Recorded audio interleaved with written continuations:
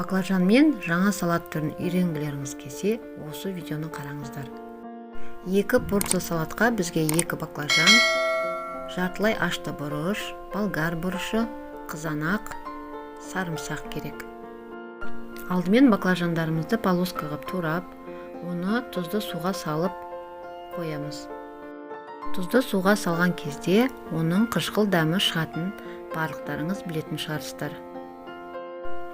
Енді бұрыштарымызды, сарымсағымызды майдалап турап аламыз.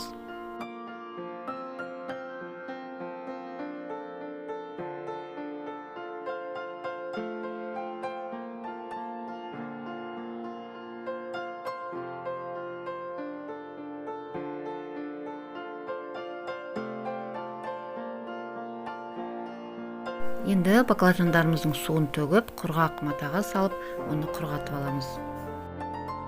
Баклажандарымыз құрғаған соң ыдысқа салып, оған картоп крахмалын салып, жақсылап араластырамыз. Крахмал салған соң баклажандарымыз өте әдемі болып піседі және майды аз жейтін болады.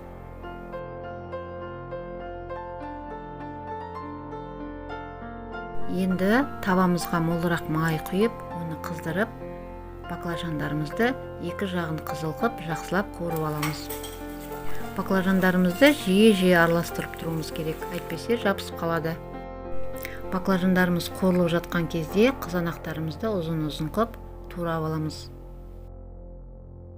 Баклажандарымыз қуырылып болды, енді бәрін бір ыдысқа салып, өз қалаған дәмдеуіштеріңізді салып, соңында соя тұздығын салып, тұз салып қажет болса, бәрін жақсылап араластырамыз.